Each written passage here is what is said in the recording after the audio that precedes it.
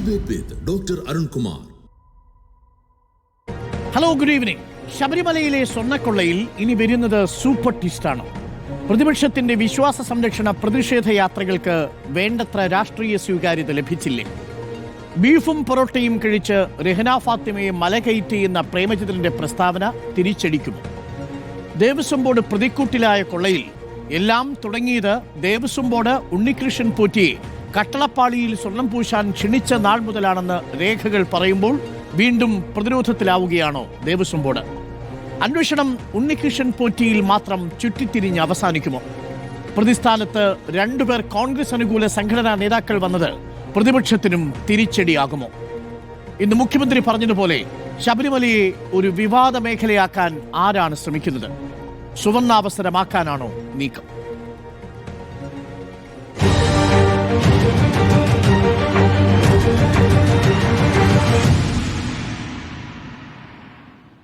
അതിഥികളായി CPM നിന്നും advocate KS Arunkumar, Congress സഹയാത്രികൻ N Sreekumar, BJP പ്രതിനിധി P ശ്യാംരാജ്, ശില്പി മഹേഷ് പണിക്കർ എന്നിവരാണ് നമുക്കൊപ്പമുള്ളത്. ഞാൻ ആദ്യം ശ്രീകുമാറിലേക്ക് പോകുന്നു. N ശ്രീകുമാർ, ഇന്നലെ പ്രേമചന്ദ്രൻ നടത്തിയ പ്രസംഗം, ആ പ്രസംഗത്തെ താങ്കൾ എങ്ങനെയാണ് കാണുന്നത്? ആ പ്രസംഗം പതിവില്ലാത്ത വിധം വർഗീയമാക്കി അവതരിപ്പിക്കുന്നുണ്ട് സമൂഹ മാധ്യമങ്ങളിൽ ചിലർ. ഇന്നിപ്പോൾ ബിന്ദു മണിവണ്ണൻ അതിന് മറുപടി നൽകുന്നതും കണ്ടു. വർഗീയ ഭയം പടർത്താനാണ് പ്രേമചന്ദ്രൻ ശ്രമിക്കുന്നതെന്നാണ് പറയുന്നത്. ശിവൻകുട്ടി പറയുന്നത് ആ പേര് വിഷചന്ദ്രൻ എന്നാക്കി മാറ്റണം എന്നാണ്. താങ്കൾ ആ പ്രസ്താവന എങ്ങനെ കാണുന്നു? ഈ വിശ്വാസ സംരക്ഷണ സംഗമയാത്രയുടെ ക്ലൈമാക്സിൽ അങ്ങനൊരു പ്രസ്താവന വേണ്ടിയിരുന്നോ? N ശ്രീകുമാർ.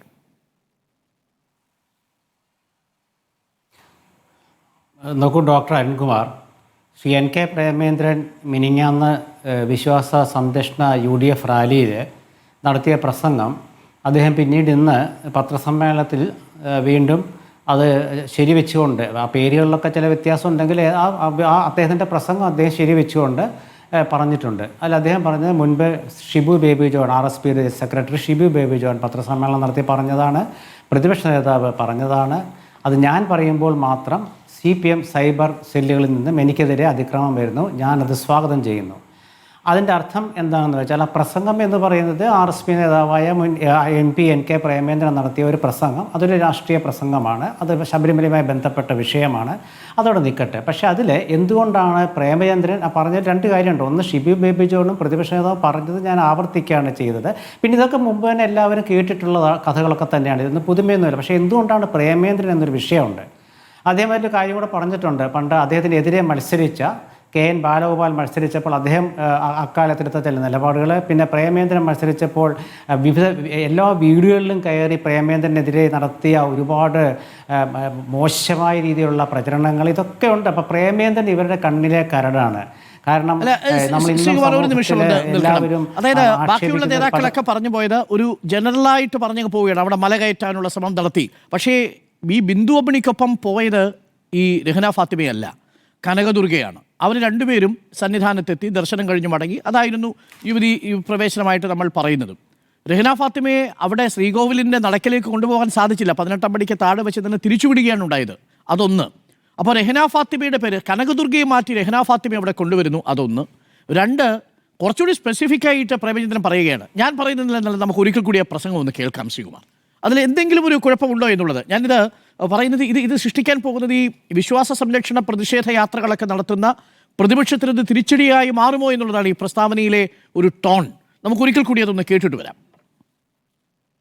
രഹ്ന ഫാത്തിമയും അമ്മിണിയും ബിന്ദു അമ്മിണി ഉൾപ്പെടെയുള്ളവരെ ഞാൻ ഇപ്പോഴും പോലീസ് ഉദ്യോഗസ്ഥന്മാർ പറഞ്ഞറിഞ്ഞത് എന്ന് പറയുവാൻ ആഗ്രഹിക്കുന്നു. പാലായിലെ ഗസ്റ്റ് ഹൗസിൽ കൊണ്ടുവന്ന് ബീഫും പൊറോട്ടയും വാങ്ങിക്കൊടുത്ത് വിശ്വാസത്തെ വികലമാക്കി അതിനുശേഷം പോലീസ് വാനിൽ ആരും കാണാതെ കിടത്തിക്കൊണ്ടുവന്ന് പമ്പയിലെത്തിച്ച് മലകയറ്റാൻ നേതൃത്വം കൊടുത്ത പിണറായി വിജയന്റെ നേതൃത്വത്തിലുള്ള ആഭ്യന്തര വകുപ്പും ആ ഗവൺമെന്റുമാണ് പമ്പയിൽ കഴിഞ്ഞ ദിവസങ്ങളിൽ ആഗോള അയ്യപ്പ സംഗമത്തിന് നേതൃത്വം കൊടുത്തത്. ഇതാണ് ശ്രീകുമാർ പറഞ്ഞത്. ഒരു പാലായിലൊരു റെസ്റ്റ് ഹൗസിൽ കൊണ്ടുപോയി ബീഫും പൊറോട്ടയും വാങ്ങിച്ചു കൊടുത്തു. ഒന്ന്, ബിന്ദു അമ്മിണി തന്നെ അത് നിഷേധിക്കുന്നുണ്ട്. നമ്മളുടെ അറിവിലോ നമ്മളുടെ അന്വേഷണത്തിലോ പാലാ റെസ്റ്റ് ഹൗസിലേക്ക് ആരെയും കൊണ്ടുവന്നതായിട്ടില്ല താനും. അപ്പോൾ അങ്ങനെ ബീഫ് കൂടി കൊടുത്തു എന്നാണ് പറയുന്നത്. പേര് രഹ്ന ഫാത്തിമ. ഇതാണ് ശ്രീകുമാർ, അത് വേണ്ടിയിരുന്നോ എന്ന് ഞാൻ ആവർത്തിച്ച് ചോദിക്കാനുള്ള കാരണം. എനിക്ക് ചോദിക്കുന്നതിന് ബുദ്ധിമുട്ടുണ്ട്. ഒരു ബുദ്ധിമുട്ടും വേണ്ട. അദ്ദേഹം അതിൽ പറഞ്ഞിട്ടുണ്ട് പോലീസ് പറഞ്ഞറിഞ്ഞ കാര്യമെന്ന്. പോലീസിനെ വിളിച്ച് ചോദിക്കാൻ പറയണം ഇവിടുത്തെ ആഭ്യന്തര വകുപ്പിനോട്. പ്രേമേന്ദ്രൻ ഇങ്ങനെ പറയുന്നുണ്ട്, പോലീസ് പറഞ്ഞറിഞ്ഞ കാര്യമെന്നാണ് പ്രേമേന്ദ്രൻ പറയുന്നത്. പോലീസ് അങ്ങനെ പ്രേമേന്ദ്രനോട് പറഞ്ഞോ എന്ന് പോലീസിനെ വിളിച്ച് ചോദിക്കണം. അതിനെന്താ ബുദ്ധിമുട്ടെന്താ? അപ്പോൾ പോലീസ് പറയും ഞങ്ങൾ പറഞ്ഞിട്ടില്ല, അല്ലെ ഞങ്ങൾ പറഞ്ഞിട്ടുണ്ടെന്ന് പറയും. പോലീസ് പറഞ്ഞ കാര്യമാണ് പ്രേമേന്ദ്രൻ പറഞ്ഞത്. ഈ പ്രസംഗം ഇപ്പം നിങ്ങൾ കേൾപ്പിച്ച പ്രസംഗത്തിലുണ്ടല്ലോ. അപ്പോൾ ഞാൻ പറയുന്നത് നമ്മൾ അത് ചർച്ചാ വിഷയമാക്കുമ്പോഴാണ് ഡോക്ടർ അരുൺകുമാർ ആ 2 വരികളിൽ തന്നെ പിടിച്ചു നിൽക്കേണ്ടവർക്ക് പിടിച്ചു നിൽക്കാം. പക്ഷേ എന്തുകൊണ്ട് ഞാൻ എന്നൊരു ചോദ്യം പ്രേമേന്ദ്രൻ ഉന്നയിച്ചിട്ടുണ്ട്. അതിനൊരുപാട് പിന്നിലേക്ക് പോകണം. കാരണം അദ്ദേഹം നരേന്ദ്രമോദിയെ ക്ഷണിച്ചിട്ടൊരു സദ്യ ഉണ്ണാൻ പോയതും അതിനുശേഷം കഴിഞ്ഞ തെരഞ്ഞെടുപ്പിന് മുമ്പ് ഒരു റോഡ് ഉദ്ഘാടനം ചെയ്യാൻ പ്രധാനമന്ത്രിയെ ക്ഷണിച്ചതും ഒക്കെ വിവാദമാക്കിയ CPM ആണ്. അപ്പോൾ CPM-നോട് പ്രേമേന്ദ്രനുള്ള വിദ്വേഷം എന്ന് പറയുന്നത് മുഖ്യമന്ത്രി അദ്ദേഹത്തെ വിളിച്ചൊരു പദമുണ്ടല്ലോ. അപ്പോൾ അത് ഞാനിവിടെ പറയുന്നില്ല. ഒരു വിശേഷണമല്ല, ഒരു തെറ്റായ പദപ്രയോഗം, തെറ്റായ വിശേഷണം ഉണ്ടല്ലോ. അത് അദ്ദേഹത്തിനെതിരെ പ്രയോഗിച്ച ശേഷം CPM-ന് അദ്ദേഹത്തോട് ദേഷ്യം എന്താണെന്ന് വെച്ചാൽ കൊല്ലത്ത് CPM-നെ അടിപതറാനുള്ള ഒരു കാരണക്കാരൻ പ്രേമേന്ദ്രനാണ്. അവരുടെ കൊല്ലം സീറ്റ് RSPയിൽ നിന്ന് പിടിച്ചെടുത്ത് CPM മത്സരിച്ച് ജയിച്ചുകൊണ്ടിരുന്ന സീറ്റ് തിരിച്ചു പിടിച്ച് ലക്ഷങ്ങളുടെ ഭൂരിപക്ഷത്തിന് നിരന്തരം ജയിച്ചുകൊണ്ടിരിക്കുന്ന പ്രേമചന്ദ്രൻ CPM-ന്റെ ശത്രുവാണ്. അവർക്ക് ഭയമാണ് അദ്ദേഹത്തെ. യാതൊരു സംശയമില്ലാത്ത കാര്യമാണ്. അദ്ദേഹത്തെ അന്ന് മോദിയുടെ ഒക്കെ കൂടെ പോയി കാപ്പ് കുടിച്ചു എന്ന് പറഞ്ഞവർ പിന്നീട് നിർമ്മല സീതാരാമൻ്റെ ഒപ്പം പോയി പ്രഭാത ഭക്ഷണം കഴിച്ചതും മന്ത്രിമാരുടെ വീടുകളിൽ പോയി കണ്ടതും ഒക്കെ നമ്മളുണ്ട്. അപ്പോൾ CPM ഇതൊക്കെ ചെയ്യുമ്പോൾ പ്രേമേന്ദ്രനുള്ള ഒരു രാഷ്ട്രീയമായ അരിശം അതാണ്. എന്തുകൊണ്ട് ഇവരെന്തിന് എന്നെ വേട്ടയാടുന്നു, അതുകൊണ്ട് വേട്ടയാടിക്കോട്ടെ എന്നുള്ളതാണ് പുതിയ ആവശ്യം. രാഷ്ട്രീയം എന്താണെന്ന് വെച്ചാൽ അതായത് CPM ഷിബു ബേബി ജോൺ പറഞ്ഞപ്പോൾ നിങ്ങൾക്ക് സൈബർ ആക്രമണമില്ല, പ്രതിപക്ഷ നേതാവ് പറഞ്ഞപ്പോൾ സൈബർ ആക്രമണമില്ല. ഇത് പ്രേമചന്ദ്രൻ പറയുമ്പോൾ മാത്രം സൈബർ ആക്രമണത്തിന് വേണ്ടി എല്ലാവരും ഇറങ്ങിത്തിരിക്കുന്നു. തന്നെ വേട്ടയാടി ശ്രമിക്കുന്നതിന് പിന്നിൽ രാഷ്ട്രീയ താല്പര്യമാണ് എന്നാണ് പറയുന്നത്. പോലീസ് അറിഞ്ഞ ഈ ആഭ്യന്തര വകുപ്പിലെ പോലീസ് പറഞ്ഞറിഞ്ഞു എന്നാണ് എനിക്ക് പ്രേമചന്ദ്രൻ പറയുന്നത്. ബിന്ദു അമ്മിണിയെയും കനകദുർഗയെയും ഈ പറയുന്ന രഹന ഫാത്തിമയൊക്കെ മലചവിട്ടാൻ പ്രേരിപ്പിച്ചത് പോലീസ് സഹായത്തോടു കൂടിയാണ് എന്നുള്ളത് നമുക്കറിയാവുന്ന കാര്യമാണ്. കാര്യം പോലീസ് അന്ന് സംരക്ഷണം കൊടുക്കേണ്ട ഒരു നിയമപരമായ സാഹചര്യം ഉണ്ടായിരുന്നു. പക്ഷേ റെസ്റ്റ് ഹൗസിലെ പൊറോട്ട, ബീഫ്, ഈ കാര്യങ്ങൾ പ്രേമേന്ദ്രന് നേരിട്ട് അറിവുള്ളതാണെങ്കിൽ എന്തിന് നേരത്തെ ഷിബു ബേബി ജോൺ പറഞ്ഞപ്പോൾ ഇല്ലാത്ത, പ്രതിപക്ഷ നേതാവ് പറഞ്ഞപ്പോൾ ഇല്ലാത്ത സൈബർ ആക്രമണം എന്തുകൊണ്ട് എനിക്ക് പ്രേമചന്ദ്രനെതിരെ വരുന്നു? Advocate K. Arunkumar. Doctor Arun, ഇവിടെ ബഹുമാനപ്പെട്ട പ്രതിപക്ഷ നേതാവ് പറഞ്ഞപ്പോഴും ഷിബു ബേബി ജോൺ പറഞ്ഞപ്പോഴും അത് നിശ്ചിതമായി തന്നെ വിമർശിക്കുന്ന സാഹചര്യം ഉണ്ടായിട്ടുണ്ട്. സുപ്രീം കോടതി ഒരു വിധി പറഞ്ഞാൽ ആ വിധി അനുസരിക്കുക എന്നുള്ളത് സംസ്ഥാന ഗവൺമെന്റിന്റെ ചുമതലയാണ്. ശബരിമലയിൽ ദർശനം നടത്താൻ ആ വിധിയുടെ പശ്ചാത്തലത്തിൽ ഏതു വനിതകൾ വന്നാലും അതിൻ്റെ ഒരു സാഹചര്യം ഒരുക്കുക, പ്രൊട്ടക്ഷൻ കൊടുക്കുക, മറ്റ് അനിഷ്ട സംഭവങ്ങൾ ഒഴിവാക്കുക എന്നുള്ളത് അന്നത്തെ സമയത്ത് പോലീസിന്റെ കടമയാണ്. ആ കടമയാണ് നിർവഹിച്ചത്. ഇപ്പോഴത്തെ പ്രസംഗം കൃത്യമായി നമുക്ക് പരിശോധിച്ചാൽ അറിയാം. ഒരു ന്യൂനപക്ഷ വിഭാഗത്തിൽപ്പെട്ട വ്യക്തിക്ക് ശബരിമല പോലുള്ള ഒരു തീർത്ഥാടന കേന്ദ്രത്തിലെത്താൻ, പ്രത്യേകിച്ച് ഒരു കേന്ദ്രത്തിലെത്തി ബീഫും പൊറോട്ടയും കൊടുത്ത് പോലീസ് തന്നെ കൊണ്ടുവന്നു എന്ന രൂപത്തിലുള്ള ഒരു പ്രസ്താവന കൃത്യമായിട്ടുള്ള ലക്ഷ്യം വെച്ചുകൊണ്ട് തന്നെയാണ്. ഈ ശബരിമലയുമായി ബന്ധപ്പെട്ടുകൊണ്ട് പല വിവാദങ്ങൾ ഉയർത്തിക്കൊണ്ടുവരാൻ നടത്തിയ ശ്രമങ്ങളെല്ലാം പൊളിഞ്ഞു പാളീസായി എന്നും ഇപ്പോൾ ഈ സ്വർണ്ണപ്പാളിയുമായി ബന്ധപ്പെട്ടുകൊണ്ടുള്ള അന്വേഷണത്തിൽ പിടിക്കപ്പെട്ട പ്രതികളിൽ 90% കോൺഗ്രസിന്റെയും UDF-ന്റെയും ആ ജീവനക്കാരുടെ സംഘടനയായ ദേവസ്വം എംപ്ലോയീസ് ഫ്രണ്ടിന്റെ സജീവ പ്രവർത്തകരും നേതാക്കന്മാരുമാണ് എന്ന് ബോധ്യപ്പെട്ടപ്പോൾ ഒരു വിശ്വാസ സംഘം കണ്ടത്. ആകെ 2 പേരുടെ പേരെ എനിക്കറിയാവുന്നുള്ളൂ, താങ്കൾക്കറിയാവുന്നെങ്കിൽ പറയാം. 8 പ്രതികളുണ്ട്. 8 പ്രതികളിൽ 8ാമത്തെ പ്രതി എന്ന് പറയുന്നത് ദേവസ്വം ബോർഡാണ്. ദേവസ്വം ബോർഡിലെ 2 പേര് CPM ആണ്, ഒരാൾ CPI ആണ്. ഇതിന്റെ പ്രധാന സ്ഥാനത്തിരിക്കുന്ന മുരാരി ബാബു CPM-ന്റെ തന്നെ കറകളഞ്ഞ കേഡർ ആണെന്നാണ് ഞാൻ മനസ്സിലാക്കുന്നത്. അനുകൂലിയാണ്. അദ്ദേഹം NSS കരയോഗത്തിലും ഒക്കെ പ്രസിഡന്റ് ആയിരുന്നു എന്നാണ് മനസ്സിലാക്കുന്നത്. CPM അനുകൂല സംഘടനയുടെ നേതാവായിരുന്നു ഈ മുരാരി ബാബു. അദ്ദേഹത്തിന് പ്രൊമോഷൻ കൊടുക്കുകയാണ് ചെയ്തത്. ഏറ്റുമാനൂരിൽ പിടിക്കപ്പെട്ടിട്ടും പ്രൊമോഷൻ കൊടുത്ത് അഡ്മിനിസ്ട്രേറ്റീവ് ഓഫീസറാക്കി, എക്സിക്യൂട്ടീവ് ഓഫീസറാക്കി മാറ്റിയത് ഇടതുപക്ഷമാണ്. തെറ്റായ പ്രസ്താവനയാണ്. ഞാൻ പറഞ്ഞിരുന്നു, ഈ പിടിക്കപ്പെട്ടതിൽ പ്രതിപ്പട്ടികയിലുള്ള അല്ലെങ്കിൽ മുഖ്യപ്രതിയായി അറസ്റ്റ് ചെയ്യാൻ പോകുന്നതിൽ 90% അംഗങ്ങളും കോൺഗ്രസിന്റെ സംഘടനയുമായി ബന്ധപ്പെട്ട ആളുകളാണ്. ഞാൻ അതിൽ ഉറച്ചു നിൽക്കുന്നു.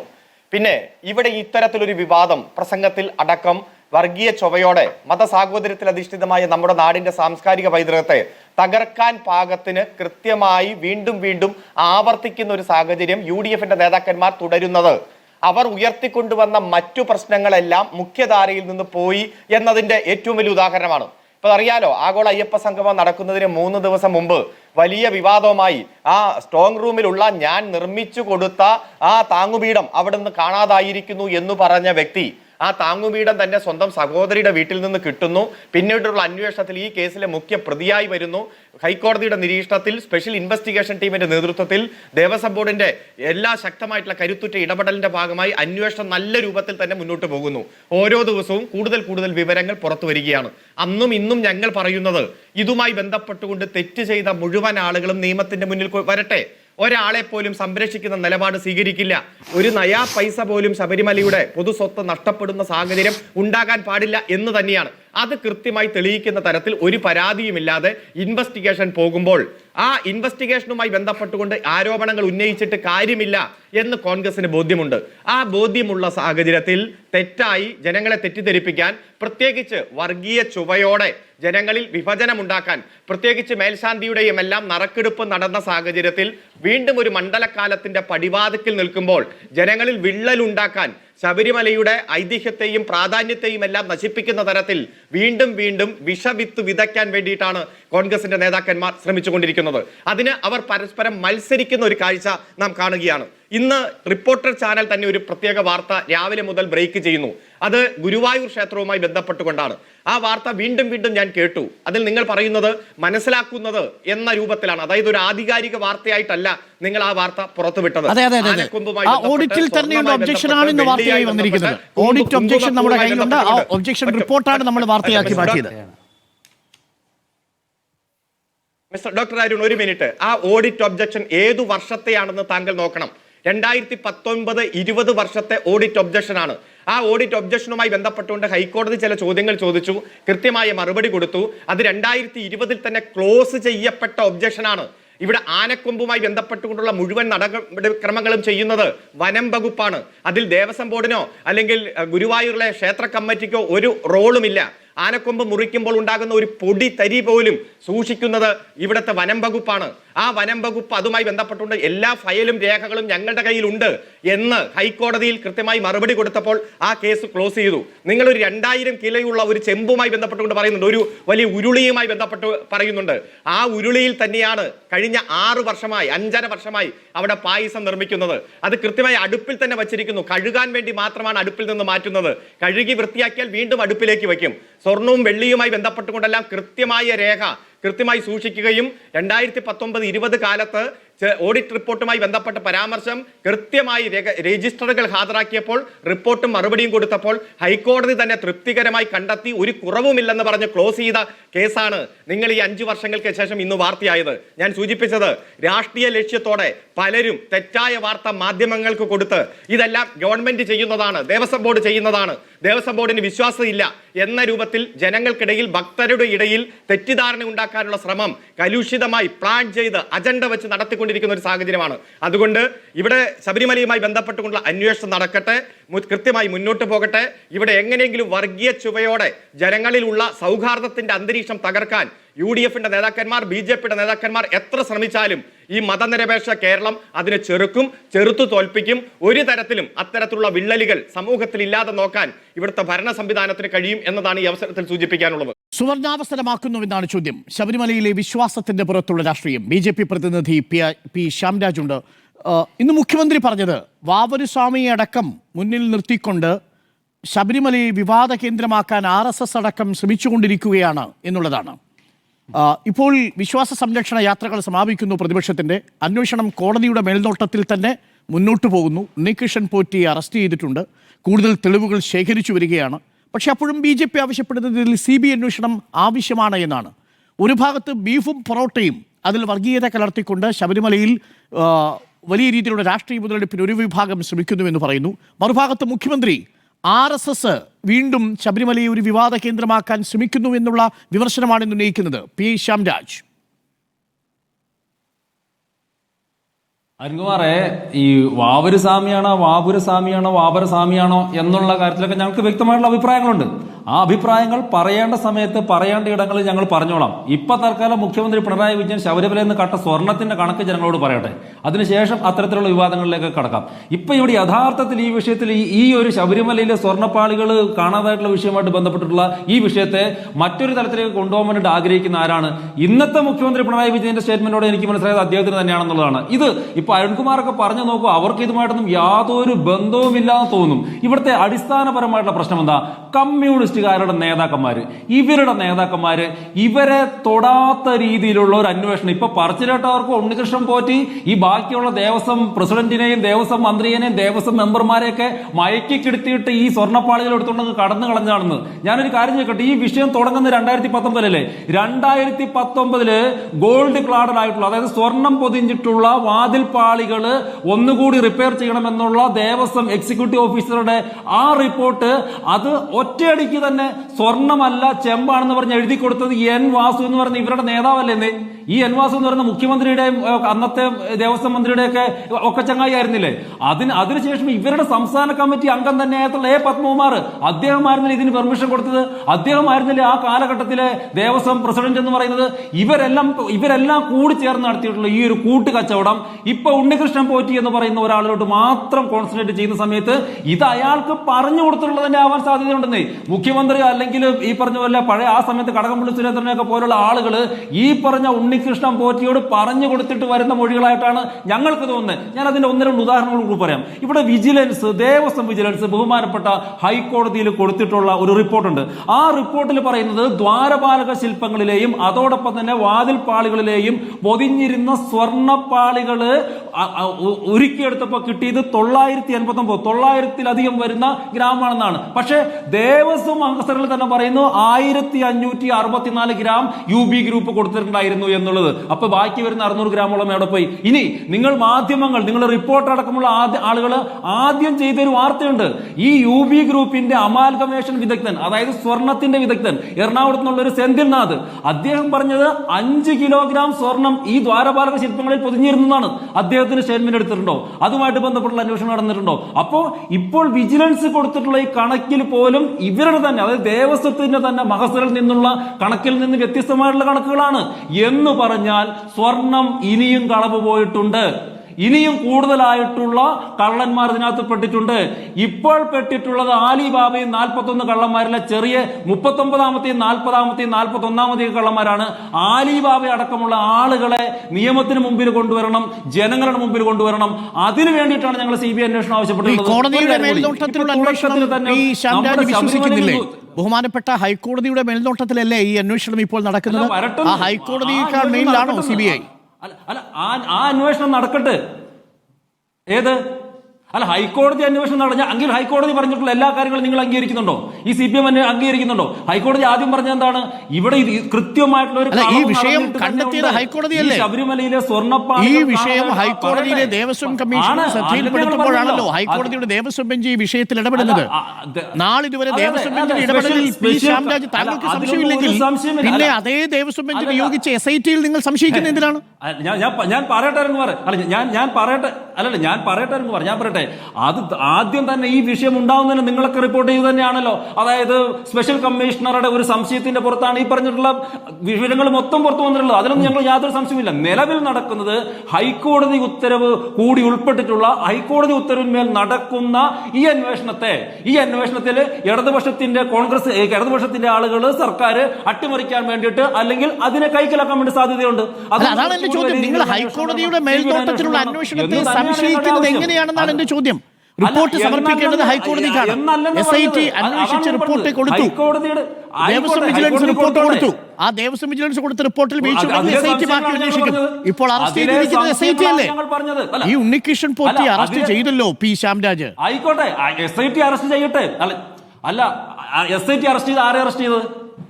ഉണ്ണികൃഷ്ണൻ പോറ്റി ആരെയാണ് അറസ്റ്റ് ചെയ്തത്? അതിലാണ് ഞാൻ ചോദിച്ചത്, ആരെയാണ് അറസ്റ്റ് ചെയ്തത്? ഇനി ഈ ഉണ്ണികൃഷ്ണൻ പോസ്റ്റ് ചർച്ച ചെയ്യും. ഞങ്ങൾ പറയുന്ന അയാൾ മാത്രമല്ല ഇനിയും അറസ്റ്റ് ചെയ്യപ്പെടാനുള്ള ആളുകളുണ്ടെന്നാണ്. അല്ല, ഉണ്ടല്ലോ. എട്ടോളം പ്രതികൾ രണ്ടാമത്തെ എഫ്ഐആറിലുണ്ട്, ആദ്യത്തെ എഫ്ഐആറിൽ 9ഓളം പ്രതികളുണ്ട്. ഇവരെയൊക്കെ വരും ദിവസങ്ങൾ അറസ്റ്റ് ചെയ്യുമല്ലോ. അതിൽ എന്റെ സംശയം ഇതാണ്, നിങ്ങൾക്ക് എവിടെയാണ് ഈ സംശയം ഉണ്ടാവുന്നത് എന്നുള്ളതാണ്. ഇത് നിങ്ങൾ വലിയ രീതിയിലുള്ള സെക്രട്ടറിയിലുള്ള പ്രതിഷേധ മാർച്ച് ഞാൻ കണ്ടു. ആ പ്രതിഷേധ മാർച്ചിന്റെ ഉദ്ദേശം എന്താ? CBIക്ക് വിടണം എന്നാണ്. ഹൈക്കോടതിയുടെ അന്വേഷണത്തിൽ, മേൽനോട്ടത്തിലൊരു അന്വേഷണം ഇവിടെ നടക്കുമ്പോൾ ഹൈക്കോടതിയും വിശ്വാസമില്ലെങ്കിൽ പിന്നെ ഏത് ഏജൻസിക്ക് രക്ഷിക്കാൻ കഴിയും? ഹൈക്കോടതി വിശ്വാസമില്ലാത്തൊന്നും അല്ല അരുൺകുമാർ. അങ്ങനെ നിങ്ങൾ വ്യാഖ്യാനിക്കുകയേ വേണ്ട.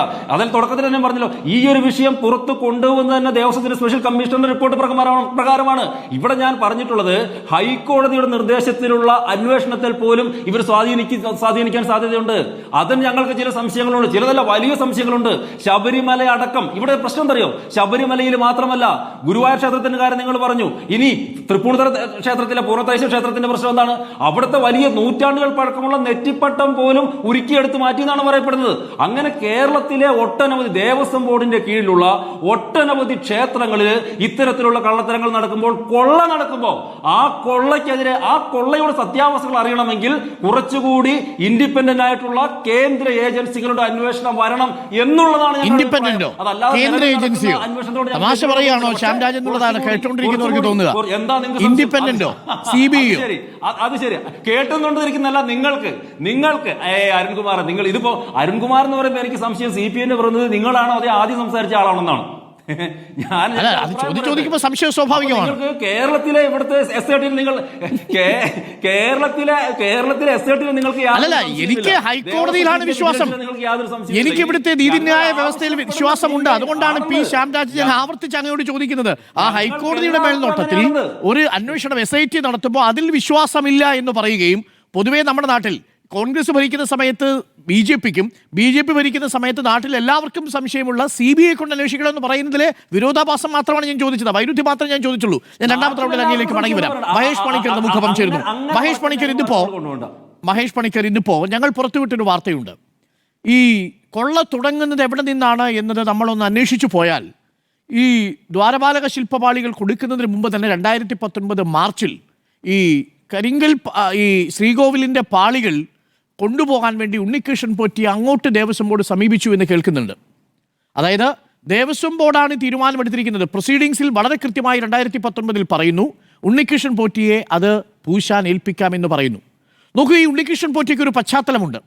2016 മറ്റോ, അതായത് ഇടത് സർക്കാർ വരുന്നതിന് മുൻപ് ശബരിമലയിലെ ദേവസ്വം വിജിലൻസ് ഇയാളെ ആ സ്ഥാനത്ത് നിന്ന് മാറ്റി നിർത്തിയിരുന്നതാണ്. അവിടെ നിരന്തരം ഇയാൾ സ്വാധീനം ഉറപ്പിക്കാൻ ശ്രമിക്കുന്നു എന്ന തരത്തിലുള്ള റിപ്പോർട്ട് പോയിരുന്നതായി മനസ്സിലാക്കുന്നു. ഞാൻ ആ റിപ്പോർട്ട് കണ്ടിട്ടില്ല. പക്ഷേ അതിനുശേഷം ദുരൂഹമായ സാഹചര്യത്തിൽ ദേവസ്വം ബോർഡ് ഇയാളെ വിളിച്ചാണ് ഈ സ്വർണം പൂശാനുള്ള ഒരു കരാർ കൊടുക്കുന്നത്. അവിടെ മുതൽ ഇങ്ങോട്ടാണ് ഈ സ്വർണ്ണക്കൊള്ള തുടങ്ങിയിരിക്കുന്നതെന്നാണ് ഞാൻ മനസ്സിലാക്കുന്നത്. നീണ്ട ഗൂഢാലോചനയാണ്. പക്ഷേ താങ്കൾ എന്താണ് വിശ്വസിക്കുന്നത്?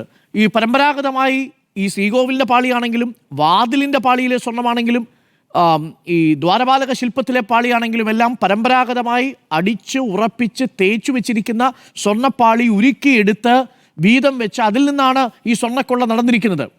ഇത് ഒരു ഉണ്ണികൃഷ്ണൻ പോറ്റി മാത്രം വിചാരിച്ചാൽ നടക്കുന്ന കാര്യമാണോ ശ്രീ മഹേഷ് പണിക്കർ? ഇല്ല, അതിനേക്കാട്ടിലും മുമ്പ് നമ്മൾ ഈ പറഞ്ഞ ഈ ഉണ്ണികൃഷ്ണൻ പോറ്റിയുടെ ആദ്യത്തെ കലാപരിപാടി തുടങ്ങുന്നത് അവിടെ 2 മണി സ്ഥാപിക്കുന്നതാണ്.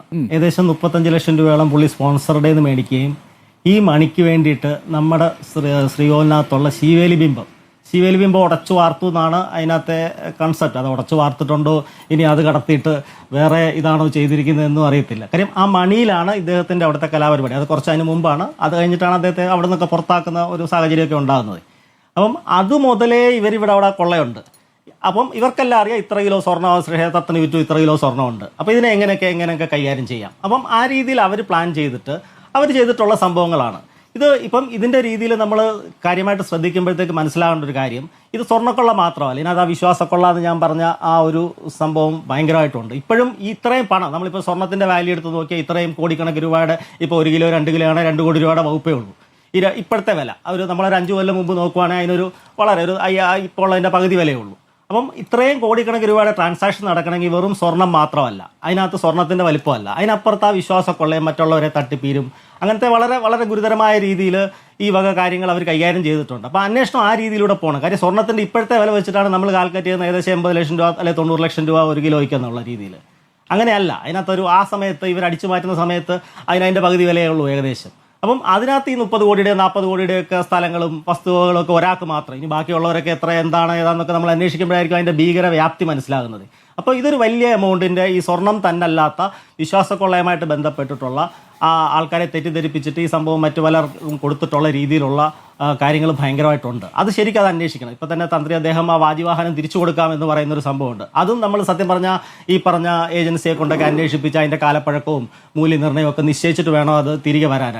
അതുപോലെ തന്നെ അതിൻ്റെ കൂടെയുള്ള അഷ്ടദിക്പാലകർ, അങ്ങനെ ഒരുപാട് കാര്യങ്ങൾ ആ ക്ഷേത്രവുമായിട്ട് ബന്ധപ്പെട്ട അമൂല്യ വസ്തു. ഇന്ന് നമ്മൾ സത്യം പറഞ്ഞാൽ ന്യൂസിലൊക്കെ കേട്ടു ബ്രിട്ടനിലെ ഒരു മ്യൂസിയത്തിൽ നിന്ന് നെപ്പോളിയൻ്റെ ഒരു സാധനങ്ങളൊക്കെ കളഞ്ഞുപോയി, അതിന് ഇത്ര കോടി രൂപ വിലയുണ്ട്. അപ്പോൾ അതുപോലൊക്കെ വലിയ വലിയ വലിയ വിലയുള്ള സംഭവങ്ങളാണ്. ഇതൊരു മ്യൂസിയം പോലെ സംരക്ഷിക്കുകയോ, ദേവസ്വം ബോർഡ് സത്യം പറഞ്ഞാൽ ഈ വാഹനമൊക്കെ കറക്റ്റ് ഒറിജിനൽ ആണെങ്കിൽ അതൊരു മ്യൂസിയം പോലെ സംരക്ഷിക്കുകയോ അല്ലെങ്കിൽ മറ്റെന്തെങ്കിലും അത് ഉടച്ചും വാർത്ത അതിൻ്റെ ആ രൂപം മാറ്റി ആനക്കൊമ്പൊക്കെ നശിപ്പിക്കുന്ന പോലെ അത് മറ്റൊരു രൂപത്തിലേക്ക് മാറ്റി കളയുകയോ ഒക്കെ ചെയ്തില്ലെങ്കിൽ ഇത് പിന്നെയും ഇത് തുടരും. ഇത് വളരെ വളരെ ഗുരുതരമാണ്. നമ്മൾ വിചാരിക്കുന്ന ഒരു തലത്തിലല്ല. ഉണ്ണികൃഷ്ണൻ പോറ്റി അതിൻ്റെ ഒരു ടിപ്പാണ്. പക്ഷേ എനിക്ക് ഈ പറഞ്ഞ പോലെ എനിക്ക് ഹൈക്കോടതിയിൽ ഇപ്പോഴത്തെ അന്വേഷണത്തിൽ പൂർണ്ണ വിശ്വാസമുണ്ട്. കാര്യം ഇപ്പോൾ സത്യം പറഞ്ഞാൽ നമ്മൾ ഈ ഒരു അന്ധകാരത്തിനകത്ത് പ്രകാശത്തിൻ്റെ വിജയം കാണുന്നത് ദീപാവലിയുടെ ദിവസമാണ് ഈ സംസാരിക്കുന്നത്. അപ്പോൾ അതിനകത്തൊരു വലിയ വലിയ ശക്തിയുണ്ട്. ഒരാളെ അകത്ത് പോയി കിടക്കുന്നു, മറ്റേ ഒരുത്തനെ കൂടെ ആനന്ദൻ എന്ന് പറഞ്ഞ ഒരാളെ കൂടി ഇപ്പം നമ്മൾ പിടിച്ച് അവർ ചോദ്യം ചെയ്തുകൊണ്ടിരിക്കുന്നു.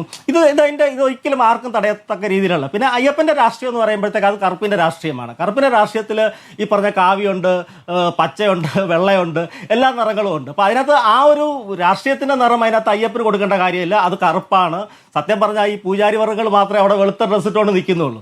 അപ്പം അത് ഈ കറുപ്പിൻ്റെ രാഷ്ട്രീയത്തിനകത്തോ അല്ലെ കറുപ്പിൻ്റെ അയ്യപ്പൻ്റെ തത്വത്തിനകത്തോ ഈ പറഞ്ഞ ഈ കൊള്ളകൾ മാറ്റേണ്ട, ആ വിശ്വാസത്തിൻ്റെ ആ മൂല്യത്തെ സംരക്ഷിക്കേണ്ട ഒരു വലിയ കാര്യമുണ്ട്. അപ്പം അതിൻ്റെ രീതിയിൽ തന്നെയാണ് അതിൻ്റെ അന്വേഷണം പൊയ്ക്കൊണ്ടിരിക്കുന്നത്. പിന്നെ ഇപ്പം നമുക്ക് ഓരോ ദിവസവും ഓരോ തെളിവ്, ഇന്നിപ്പോൾ പുറത്തുവിട്ട ഒരു കാര്യം വളരെ ഞെട്ടിക്കുന്ന രീതിയിലുള്ളതാണ്. അപ്പോൾ ഓരോ ദിവസവും മറ്റ് ക്ഷേത്രങ്ങളിൽ നടക്കുന്ന കാര്യങ്ങൾ, പിന്നെ ഈ ആൻറ്റിക് വാല്യൂ നിശ്ചയിക്കാൻ അല്ലെങ്കിൽ ഒരു ഡിവൈൻ വാല്യൂ നിശ്ചയിക്കാൻ ഒരു സംവിധാനം നമ്മുടെ ഭരണ സംവിധാനത്തിൽ ഒരിടത്തും ഇല്ല. അവരതിൻ്റെ സ്വർണ്ണത്തിൻ്റെ മൂല്യം മാത്രമേ ഉള്ളൂ. ഒരിടത്തൊരു സ്റ്റോറി, ഒരു ആഭരണമോ ഒരു തിരുവാഭരണമോ എന്തെങ്കിലും ഉണ്ട്, അതിൻ്റെ പുറകിൽ ഒരു സ്റ്റോറി ഉണ്ട്. ആ സ്റ്റോറിയുടെയാണ് ആ വില. ഇപ്പം നെപ്പോളിയൻ്റെ ഭാര്യ വെച്ച ഒരു കിരീടം എന്ന് പറഞ്ഞാൽ അതിൻ്റെ വില അതാണ്, അല്ലാതെ അതിൻ്റെ സ്വർണ്ണത്തിൻ്റെ അല്ല.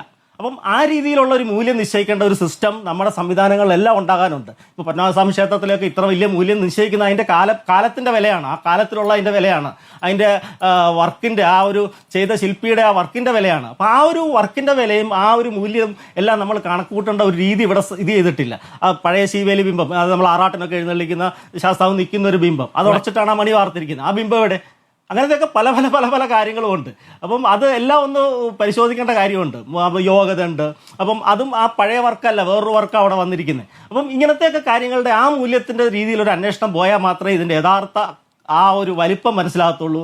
ഇപ്പം നമ്മൾ വെറും കേവലം സ്വർണ്ണത്തിൻ്റെ പേരിലും സ്വർണ്ണത്തിൻ്റെ കാര്യങ്ങളിൽ മാത്രം പോകുമ്പോഴത്തേക്ക് ശ്രീകോവിലിന് ചുറ്റും ഇത്ര കിലോ സ്വർണ്ണം അവർ കൊണ്ടുപോയി, അങ്ങനെയുള്ള രീതിയിലാണ് അതിൻ്റെ അന്വേഷണം നടക്കുന്നത്. അങ്ങനെയാണെങ്കിൽ ഒരാളിലോ 2 പേരിലോ ഒക്കെ അവിടെ താഴെത്തട്ടി നിർത്താൻ പറ്റുമോ? അത് കാര്യം അവർക്ക് അത്രയും വാല്യൂ നിർത്താൻ പറ്റും. പക്ഷെ മേളിലോട്ട് പോകുമെങ്കിൽ അത്രയും വലിയ ബൃഹത്തായ ഒരു വാല്യൂ അതിനുണ്ടെന്നുള്ളത് മനസ്സിലാക്കണമെങ്കിൽ ഈ പറഞ്ഞ അത്തരം വാല്യൂവും അതിൻ്റെ വിശ്വാസവും അതിൻ്റെ തട്ടിപ്പും അത് വാങ്ങിയ ആൾക്കാരും അങ്ങനത്തെ കാര്യങ്ങളിലേക്ക് അന്വേഷണം എത്തിയാൽ മാത്രമേ ഇത് പൂർണ്ണ രൂപത്തിൽ. പക്ഷേ ഞാൻ ശുഭാപ്തി വിശ്വാസമുണ്ട്, എനിക്ക് ഉറപ്പായിട്ടും ഈ ഹൈക്കോടതിയുടെ നേതൃത്വത്തിൽ ഇപ്പോൾ നടക്കുന്ന അന്വേഷണം ആ രീതിയിൽ തന്നെ ഈ സിനിമാ മേഖല അങ്ങനത്തെ പല മേഖലയിൽ കൂടെ സഞ്ചരിച്ചത് എത്തുമ്പോഴത്തേക്ക് ഈ രീതിയിൽ ഒരു പരിധി വരെ, പൂർണ്ണമായിട്ടും എത്തിയില്ലെങ്കിൽ പോലും ഒരു പരിധി വരെ എത്തിയാൽ തുടർന്ന് അതിനെക്കുറിച്ചുള്ള നടപടികളൊക്കെ നമുക്ക് ചെയ്യാൻ പറ്റും. കാര്യം വലിയ കുഴപ്പമില്ലാത്ത രീതിയിൽ ഇനിയുള്ള കാര്യങ്ങളെങ്കിലും സംരക്ഷിക്കാനുള്ള ഒരു ശ്രമം നടത്താൻ പറ്റുമായിരിക്കും.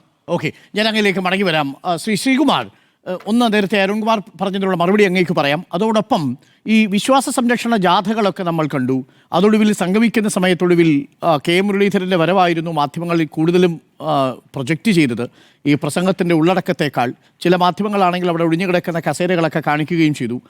ആ രീതിയിൽ വേണ്ടത്ര സ്വീകാര്യത ഈ വിശ്വാസ സംരക്ഷണ യാത്രയുടെ സംഗമത്തിന് ഇല്ലാതെ പോയിട്ടുണ്ടോ?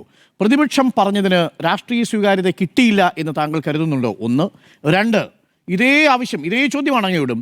ഹൈക്കോടതിയുടെ മേൽനോട്ടത്തിൽ അന്വേഷണം നടന്നുകൊണ്ടിരിക്കുന്ന വേളയിൽ അവിടെ വന്നിരിക്കുന്ന മുഴുവൻ നേതാക്കളും CBI അന്വേഷണം വേണം എന്നാവശ്യപ്പെടുകയാണ്. ഏത് CBI? ഡൽഹിയിൽ കേന്ദ്രത്തിൽ ഈ കോൺഗ്രസ് സർക്കാരിനെതിരെ നീങ്ങിക്കൊണ്ടിരിക്കുന്ന, കോൺഗ്രസ് നേതാക്കൾക്കെതിരെ നീങ്ങിക്കൊണ്ടിരിക്കുന്ന അന്വേഷണ ഏജൻസിയെ കേരളത്തിൽ തിടുക്കപ്പെട്ട് കൊണ്ടുവരാനുള്ള താല്പര്യമാണ് ഈ പ്രതിഷേധത്തിലുടനീളം കണ്ടത്. ഇപ്പോൾ ഹൈക്കോടതിയുടെ മേൽനോട്ടത്തിലുള്ള അന്വേഷണത്തിൻ്റെ റിപ്പോർട്ട് വന്നതിന് ശേഷം അതിൽ അപാകതയുണ്ടെങ്കിലുള്ള പ്രതിഷേധം അല്ലേ ജനങ്ങൾ വിശ്വസിക്കൂ? ശ്രീകുമാർ. നോക്കൂ ഡോക്ടർ അരുൺകുമാർ, കോൺഗ്രസ് നടത്തിയ വിശ്വാസ സംരക്ഷണ റാലി സമാപിച്ച ശേഷം അതിൻ്റെ പിറ്റേന്ന് UDF നടത്തിയ വിശ്വാസ സംഗമമാണ്. രണ്ടായിരുന്നു കേട്ടോ. അതിൽ ആ വിശ്വാസ സംഗമത്തിൽ മുരളീധരൻ പങ്കെടുക്കുന്നില്ല എന്നൊരു വാർത്ത പ്രചരിച്ചു. ആ വാർത്ത നിഷേധിച്ചുകൊണ്ട് അദ്ദേഹം തന്നെ തൃശ്ശൂരിൽ നിന്ന് 3 മണിക്ക് നിങ്ങളുടെ റിപ്പോർട്ടർ ജെയ്സണോട് തന്നെ സംസാരിച്ചിട്ട് അദ്ദേഹം 3 മണിക്ക് അവിടെ പോയി പത്തനംതിട്ടയിൽ പോയി പ്രസംഗിച്ച് രാത്രിയിൽ പത്രസമ്മേളനം നടത്തി അതവിടെ അവസാനിച്ചു. പിന്നെ ഒഴിഞ്ഞ കസേരകളും ഒഴിയാത്ത കസേരകളൊക്കെ കാണും. ഒരു സമ്മേളനം നടത്താൻ കേരളത്തിൽ കോൺഗ്രസിനോ CPM-നോ BJP-ക്കോ ഒന്നും ഒരു ബുദ്ധിമുട്ടുമില്ല. അപ്പോൾ അതിലൊന്നും പറയുന്നതിൽ വലിയ അർത്ഥമൊന്നുമില്ല. അതിപ്പം CPM-ൻ്റെ കസേര ഒഴിഞ്ഞു കിടക്കുന്നു കോൺഗ്രസിൻ്റെ കസേര ഒഴിഞ്ഞു കിടക്കുന്നു CPM ഒക്കെ പറയും. അതൊന്നും ഞാനതിൽ വലിയ കാര്യമൊന്നും കാണുന്നില്ല. കാരണം അടിസ്ഥാനപരമായിട്ട് ഞാൻ ഒരു പത്രപ്രവർത്തകനായതുകൊണ്ടാണ്. പിന്നെ മറ്റൊരു കാര്യം, ഈ വിശ്വാസ സംരക്ഷണ റാലി എന്ന് പറയുന്നത് CPM ഭരണകാലത്ത് ശബരിമലയിലെ സ്വർണം കൊള്ളയടിക്കപ്പെട്ടു. ആ കൊള്ളയടിക്കപ്പെട്ട കാര്യം ജനങ്ങളിലേക്ക് എത്തിക്കുക എന്നുള്ള രാഷ്ട്രീയ ധർമ്മമാണ് കോൺഗ്രസും UDF നിർവഹിച്ചത്. അതവർ ഭംഗിയെ നിർവഹിച്ചു. അതിൻ്റെ പ്രതികരണം ഉണ്ടാകുന്നത് ഈ അടുത്ത് വരാൻ പോകുന്ന തിരഞ്ഞെടുപ്പിലും പിന്നെ ജനങ്ങളുടെ പ്രതികരണത്തിലൂടെയാണ്. മാത്രമല്ല CPM-ൽ ഇപ്പോൾ ഉണ്ടായിരിക്കുന്ന ഭയം അതിൻ്റെ ഒരു ഭാഗമാണ്. ഇപ്പം നമ്മൾ ഇവിടെ ഒരുപാട് വിഷയങ്ങൾ, സ്വർണത്തിൻ്റെ അളവും തൂക്കം ഒന്നും ഞാൻ പറയുന്നില്ല. കാരണം അതൊക്കെ ഒരു സാങ്കേതികമായ അതാണ്. അന്വേഷണം നടക്കുന്നുണ്ട് കോടതിയുടെ നേതൃത്വത്തിൽ. പ്രതിപക്ഷം പറയുന്നത് ഈ കോടതിയുടെ മേൽനോട്ടത്തിലുള്ള അന്വേഷണം തൃപ്തികരമല്ലെന്നല്ല, ഈ കോടതിയുടെ മേൽനോട്ടത്തിൽ തന്നെ CBI അന്വേഷിക്കണം. അത് പറഞ്ഞിട്ട് കുറേ കാലമായി. പക്ഷേ ഇതിന് വേണമെങ്കിൽ ഇപ്പോൾ ഇന്നൊരു വാർത്ത വന്നിട്ടുണ്ട്. വാർത്തയാണ്, ആ അന്വേഷണ സംഘത്തിൽ ഉണ്ടായിരുന്ന ഒരു പോലീസ് ഉദ്യോഗസ്ഥൻ ഇതുമായി ബന്ധപ്പെട്ട ഈ അന്നത്തെ ആ ഒരു ഉപ്പിടലും മറ്റേ ഈ സ്വർണം പാളി മാറ്റിയതുമായി ബന്ധപ്പെട്ട ബന്ധപ്പെട്ടിട്ടുള്ള ഒരാളാണ് എന്നുള്ളതുകൊണ്ട് അദ്ദേഹത്തെ ആ പോലീസുകാരനെ മാറ്റി നിർത്തി അന്വേഷണ ഉദ്യോഗസ്ഥനെ SP എന്നും പറയുന്നുണ്ട്. അപ്പോൾ അതുകൊണ്ടാണ് CBIയുടെ അന്വേഷണം കോടതിയുടെ മേൽനോട്ടത്തിൽ, അത് പ്രത്യേകമാണ്, കോടതിയുടെ മേൽനോട്ടത്തിൽ വേണമെന്ന് പറയുന്നത്. പിന്നെ മറ്റൊരു കാര്യം എന്ന് വെച്ചാൽ ഇവിടെ അരുൺകുമാറിനുള്ള എന്താ കുറ്റം പറയില്ല ഡോക്ടർ അരുൺകുമാർ. കാരണം എന്താണെന്ന് വെച്ചാൽ CPM-ൻ്റെ സ്വഭാവം എന്തുകൊണ്ട് പെട്ടെന്ന് മാറി ഈ സർക്കാരിൻ്റെ അവസാന വർഷത്തിൽ എന്നുള്ളതാണ്. അവരെക്കുറിച്ചൊരു ധാരണയുണ്ടായിരുന്നു. അവരൊരു ഇടതുപക്ഷ പാർട്ടിയാണ്. അവർ വിശ്വാസം, ആചാരം, അതുപോലെ മറ്റേ അനാചാരം, ഇതിനൊക്കെയുള്ള അവരുടെ ചില കാഴ്ചപ്പാടുകളുണ്ട്. ഇതെല്ലാം ഇപ്പോൾ മാറ്റിമറിക്കപ്പെട്ടിരിക്കുകയാണ്. ശബരിമല വികസനത്തിന് ഒരു സാധാരണ രീതിയിലുള്ളൊരു യോഗം നടത്താനിരിക്കെ അവിടെ വിഗ്രഹവും അതുപോലെ തന്നെ അയ്യപ്പൻ്റെ ശരണം വിളിയും ഒക്കെ ആയിട്ട് വേണ്ടല്ലോ നടത്താൻ. അപ്പോൾ അവരെവിടം വരെ എത്തി എന്നുള്ളതാണ് മനസ്സിലാവുന്നത്. ഇപ്പം തന്നെ ശ്രീ അരുൺകുമാർ പറഞ്ഞത് 90% പേരും UDF-കാരാണെന്ന്. എന്തായാലും ദേവസ്വം ബോർഡ് പ്രസിഡൻ്റായിരുന്ന പത്മകുമാറിൻ്റെ നേതൃത്വത്തിലുള്ള ബോർഡ് 8ാം പ്രതിയാണ്. അത് UDF-ൻ്റെ സൃഷ്ടിയാണെന്ന് ഒരു പക്ഷേ നാളോട് പറഞ്ഞേക്കാം. കാരണം അവരത്രയും അവരെ ഞാൻ ഒരു കുറ്റപ്പെടുത്തുന്നില്ല, അവരത്രയും വിഷമിച്ചിരിക്കുകയാണ്. അപ്പോൾ അവിടെ ഇപ്പോൾ ഒരു കാര്യം എന്താ വെച്ചാൽ, ഇന്നിപ്പോൾ അദ്ദേഹം പറയാണ് തിടപ്പള്ളിയിലെ ഉരുളി അത് കഴുകി വയ്ക്കുന്ന കാര്യം പോലും CPM പ്രതിനിധി പറയുകയാണ്. ഒരു ക്ഷേത്രത്തിൻ്റെ തിടപ്പള്ളിയിലെ പായസം വയ്ക്കുന്ന ഉരുളി കൃത്യമായി കഴുകി വെക്കുന്നു എന്ന് പറയേണ്ട ഒരു ഗതികേട് അവർക്ക് എത്തുവാണ്. കാരണം ഇത് ഒരു പാർട്ടി, കമ്മ്യൂണിസ്റ്റ് പാർട്ടി എന്ന് പറയുന്നത് യഥാർത്ഥ ഇടതുപക്ഷമാണോ എന്ന സംശയം നിലനിൽക്കുമ്പോഴാണ് ഈ വിശ്വാസവും അതുപോലെ തന്നെ ഈ ആചാരവുമൊക്കെ സംരക്ഷിക്കപ്പെടുകയും മതേതരത്വം കാക്കണം എന്ന് പറയുകയും ചെയ്യുന്ന കോൺഗ്രസ്സാണ് യഥാർത്ഥ ഇടതുപക്ഷം എന്ന രീതിയിലേക്ക് ഇപ്പോൾ ആളുകൾ കാണുന്നത്. അതുകൊണ്ടാണ് കോൺഗ്രസ്സിലേക്ക് അഭിപ്രായ സ്വരൂപകർ അവരാണ് യഥാർത്ഥ ഇടതുപക്ഷം എന്ന രീതിയിലേക്ക് വരുന്നത്. ഇവിടെ ഇപ്പം നോക്കൂ ഡോക്ടർ അരുണെ, ഇവിടെ BJP പ്രതിനിധിയുണ്ട്. BJPയുടെ ഈ ശബരിമല കാലത്തുള്ള സമരത്തിൻ്റെ ആ ഒരു തീവ്രത നമ്മൾ കണ്ടതാണ്. തീവ്രത കൂടിയല്ല, തീവ്രത കുറയുകയാണ് ചെയ്തത്. തെരഞ്ഞെടുപ്പ് വരാൻ പോവുകയാണ്. കേരളത്തിലൊരു CPM BJP ബന്ധമെന്നുള്ള പ്രതിപക്ഷത്തിൻ്റെ ആരോപണം ഓരോ ദിവസവും ശക്തിപ്പെടുകയല്ലേ. ഇന്ന് മന്ത്രി ശിവൻകുട്ടി എന്താ പറഞ്ഞത്? ഈ വിദ്യാഭ്യാസത്തിൻ്റെ ദേശീയ നയത്തിൽ ഇടതുമുന്നണി ചർച്ച ചെയ്യാതെ CPIയുടെ എതിർപ്പോടെ ഞങ്ങൾക്ക് ആ പണം കിട്ടണമെന്നാണ് പറയുന്നത്. അപ്പോൾ പണമാണ് കാര്യം. ദേശീയ വിദ്യാഭ്യാസ നയത്തെ കോൺഗ്രസ് ശക്തിയുക്തം എതിർക്കുന്നു, CPI ശക്തിയുക്തം എതിർക്കുന്നു, CPM-ന് എതിർപ്പില്ല. കാരണം എന്താണ്? അവരെ സംബന്ധിച്ചിടത്തോളം BJP ഇപ്പോൾ അവർക്കൊരു സഖ്യകക്ഷിയായി കിട്ടിയാൽ അവരത് സ്വീകരിക്കുന്ന അവസ്ഥയിലേക്ക് എത്തി. അതാണ് കാര്യം. അപ്പോൾ അങ്ങനത്തെ ഒരു അവസ്ഥയിൽ CPM-ൻ്റെ സ്വഭാവം മാറുമ്പോൾ നമ്മൾ ഈ ശബരിമല വിഷയത്തിലെ ആ സ്വർണ്ണക്കടത്തിലേക്ക് മാത്രം ഒതുങ്ങി നിൽക്കരുത്. ദിവസവും വരുന്ന വിഷയങ്ങൾ, ഓരോരോ വിഷയങ്ങൾ.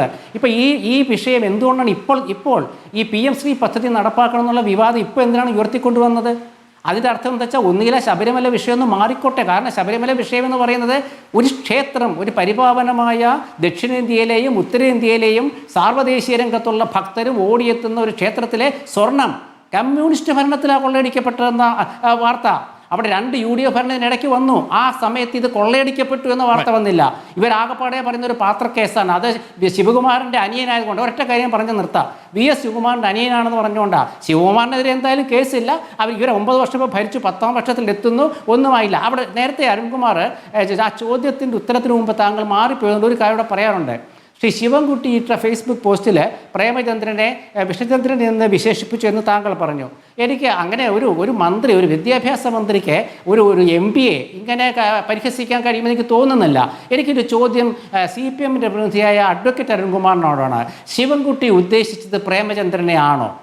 ശിവൻകുട്ടി ഉദ്ദേശിച്ചത് പ്രേമചന്ദ്രനെ ആണോ? അതിനൊരു ഉത്തരം കിട്ടിയാൽ കൊള്ളാം. മറ്റുള്ള രാഷ്ട്രീയത്തിൽ CPMൻ്റെ രാഷ്ട്രീയം ഞാൻ പറഞ്ഞു കഴിയുകയും ചെയ്തു. അഡ്വക്കേറ്റ് അരുൺകുമാർ, ശ്രീകുമാറിന് മറുപടി കൊടുക്കുന്നതിന് മുമ്പ് താങ്കൾ നേരത്തെ ഗുരുവായൂരുമായി ബന്ധപ്പെട്ട കാര്യത്തിൽ ഓഡിറ്റ് റിപ്പോർട്ടിനെ കുറിച്ചുള്ള ഒരു കാര്യം സൂചിപ്പിച്ചിരുന്നു. അത് 2019-20 ഓഡിറ്റ് റിപ്പോർട്ട് 2022 പ്രസിദ്ധീകരിച്ചതാണ് ഞാനിപ്പോൾ വായിക്കുന്നതും. അതിൽ എന്താണ് സംഭവിച്ചത്? കൃത്യമായ ഓഡിറ്റിംഗ് അവിടെ നടക്കുന്നില്ല എന്നുള്ളതായിരുന്നു. ചീഫ് ഫോറസ്റ്റ് കൺസർവേറ്റർ ദേവസ്വം ബോർഡിനെ അറിയിച്ച കത്തിന് പോലും കൃത്യമായി മറുപടി കൊടുത്തിരുന്നില്ല എന്നുള്ളതായിരുന്നു ആ റിപ്പോർട്ടിൽ പറയുന്നത്. അതിലൊരു പ്രധാനപ്പെട്ട കാര്യം, അസിസ്റ്റന്റ് ഫോറസ്റ്റ് കൺസർവേറ്റർ ദേവസ്വത്തിന് അയച്ച കത്ത് പ്രകാരം 2019 ദേവസ്വത്തിൻ്റെ കൈവശമുള്ള ആനക്കൊമ്പ് വിവരങ്ങൾ 10 ദിവസത്തിനകം അറിയിക്കണമെന്ന് ആവശ്യപ്പെട്ടുവെങ്കിലും വിവരം അറിയിക്കുകയോ ദേവസ്വത്തിൻ്റെ കൈവശമുള്ള താഴെപ്പറയും പ്രകാരമുള്ള കൊമ്പുകൾ പല ദിവസങ്ങളിൽ പല കിലോ കണക്കിന് കൊമ്പുകൾ വനം വകുപ്പിനെ ഏൽപ്പിച്ചതായോ കാണുന്നില്ല എന്നുള്ള റിപ്പോർട്ടാണ് ഓഡിറ്റ് റിപ്പോർട്ടിൽ ഉണ്ടായിരുന്നത്. ഇത് ഓഡിറ്റ് റിപ്പോർട്ട് പറയുന്നതാണ്. ആ ഓഡിറ്റ് റിപ്പോർട്ടിൽ 10 ദിവസത്തിനുള്ളിൽ കൊടുക്കണമെന്ന് പറഞ്ഞിട്ട് 2022 വരെ ആയിട്ടും കൃത്യമായ രേഖകൾ ദേവസ്വം ബോർഡിന് കൊടുക്കാൻ സാധിച്ചിരുന്നില്ല എന്നുള്ളതാണ് ഓഡിറ്റ് റിപ്പോർട്ടിൽ പറയുന്നത്. ഇത് ദേവസ്വം ബോർഡിൻ്റെ 2022 ഓഡിറ്റ് റിപ്പോർട്ടാണ്. ഒരു കാര്യം കൂടി ഞാൻ പറയാം. ഇതിൽ ദേവസ്വത്തിൻ്റെ നടവരവ് വരുന്ന വിലപിടിപ്പുള്ള സാധനങ്ങൾ അക്കൗണ്ട് ചെയ്യപ്പെടുന്നില്ല. 513 ഓഡിറ്റ് റിപ്പോർട്ടിൽ പറയുന്നൊരു കാര്യം. സ്വർണം, വെള്ളി മുതലായ വിലപിടിപ്പുള്ള വസ്തുക്കളുടെ ഭൗതിക പരിശോധന നടത്തുന്നില്ല. 1.9 ഈ ഉള്ള കാര്യം. അതായത് ഇതിൽ ഏതെങ്കിലും മോഷണം പോയിട്ടുണ്ടോ, അടിച്ചുകൊണ്ട് പോയിട്ടുണ്ടോ എന്നൊന്നും നമുക്കറിയില്ല. കൃത്യമായി രേഖകൾ അവിടെ സൂക്ഷിക്കുന്നതിൽ വീഴ്ച വന്നു എന്നുള്ളത് ഓഡിറ്റ് റിപ്പോർട്ടിൽ വളരെ കൃത്യമായി പറയുന്നുണ്ട്. ഓഡിറ്റ് റിപ്പോർട്ട് അങ്ങയുടെ കൈവശം ഇല്ലെങ്കിൽ ഞാൻ അയച്ചു തരാം.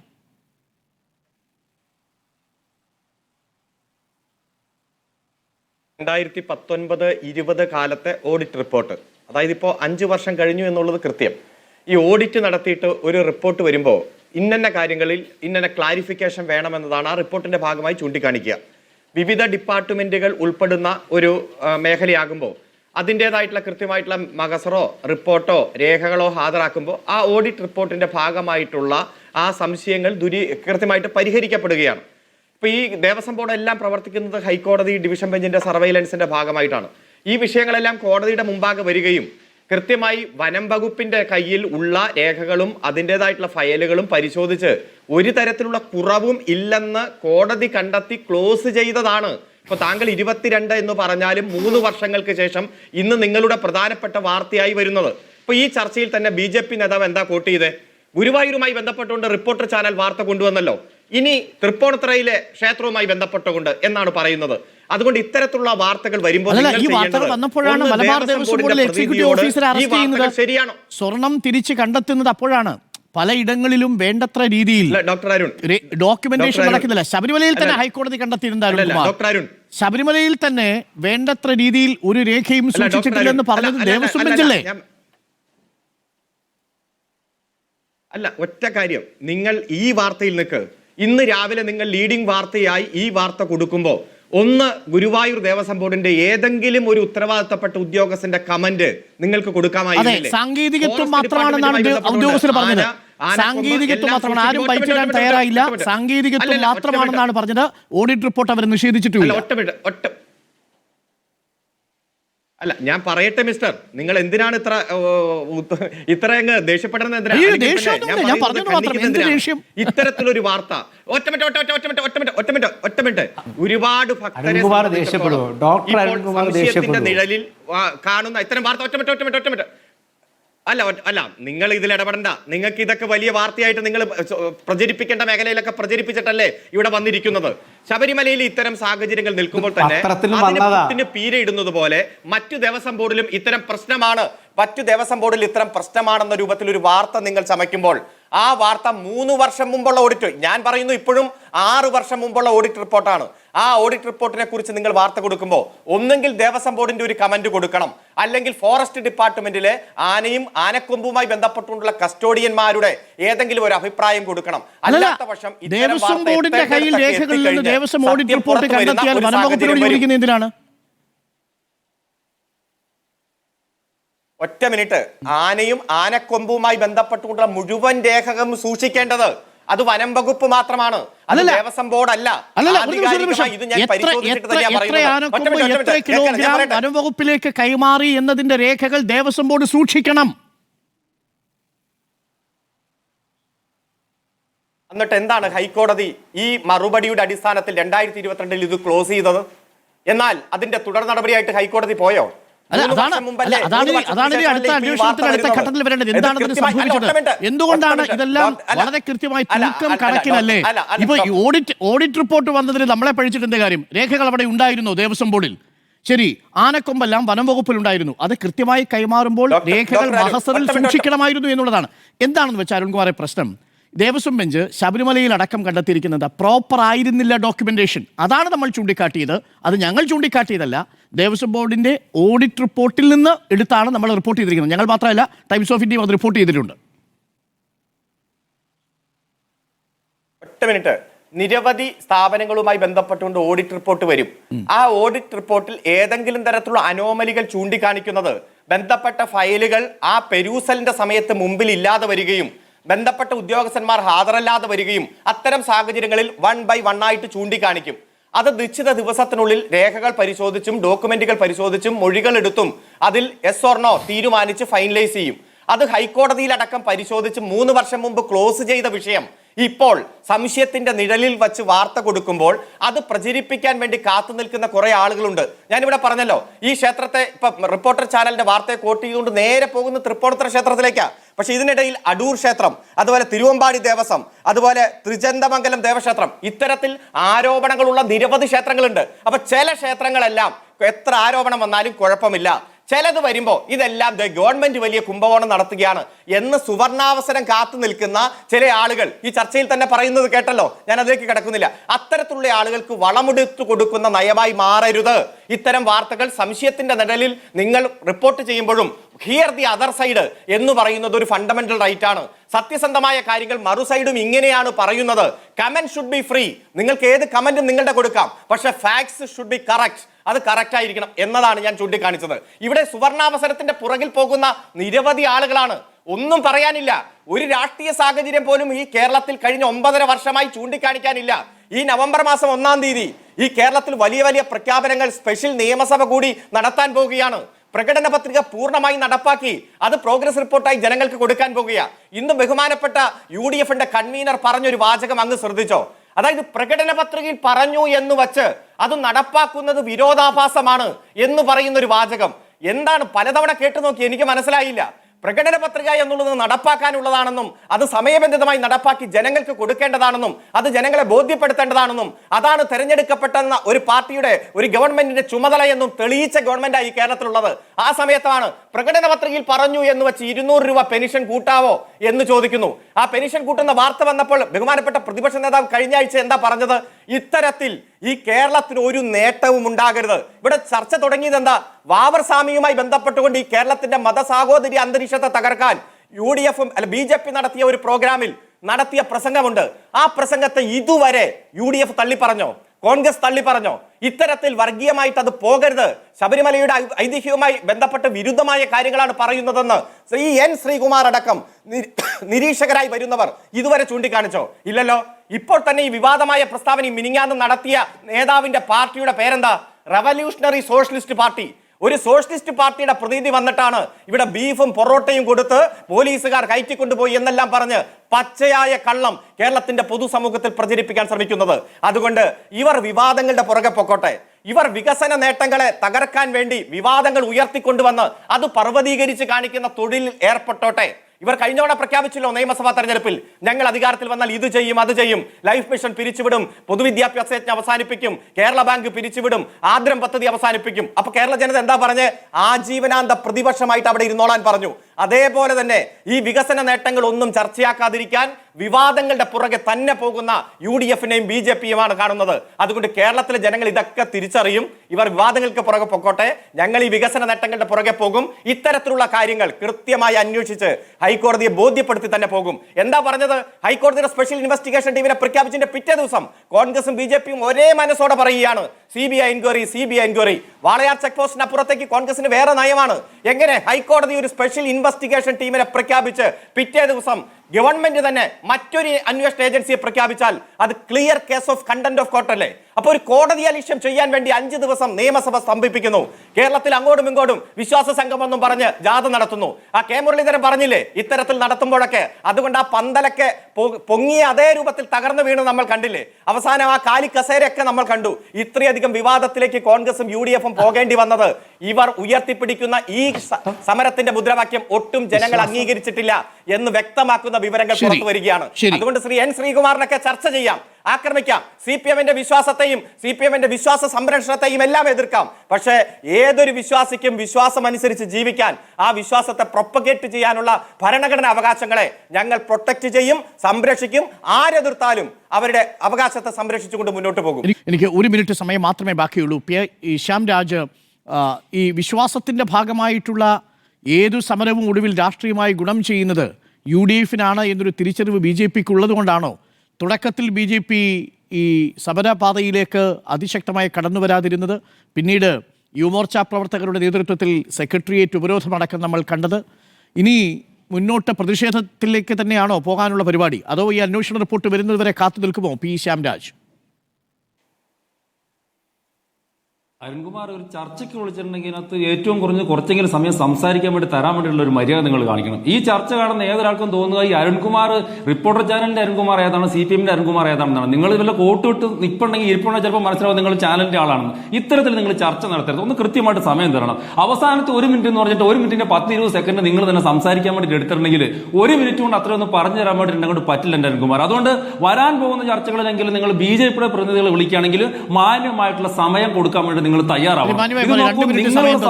കോൺഗ്രസിന് സൗകര്യത്തിന് ഞങ്ങളെ സമരം അല്ല,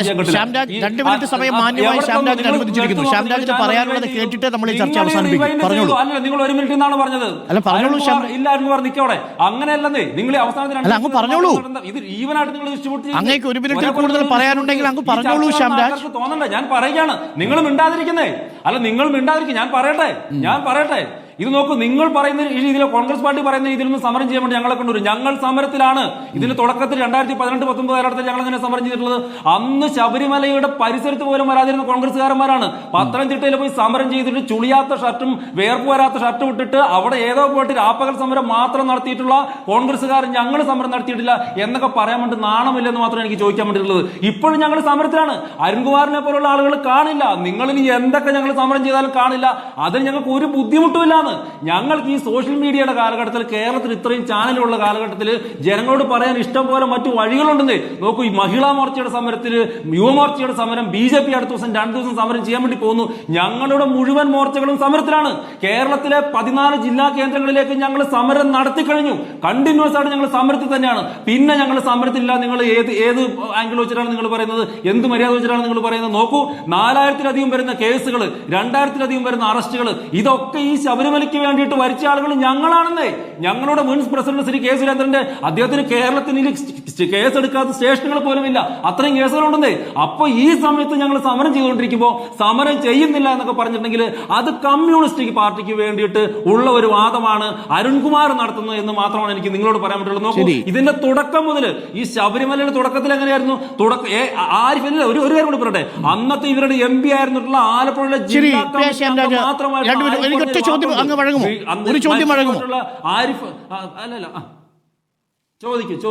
BJP സംസ്ഥാന അധ്യക്ഷന് എത്ര പരിപാടികളിൽ പങ്കെടുത്തിട്ടുണ്ടെന്നറിയാം? ഈ ശബരിമലയിലെ സ്വർണ്ണക്കൊള്ളയുമായി ബന്ധപ്പെട്ട് BJP സംസ്ഥാന അധ്യക്ഷൻ നേരിട്ട് പങ്കെടുത്ത എത്ര സമരമുണ്ട്?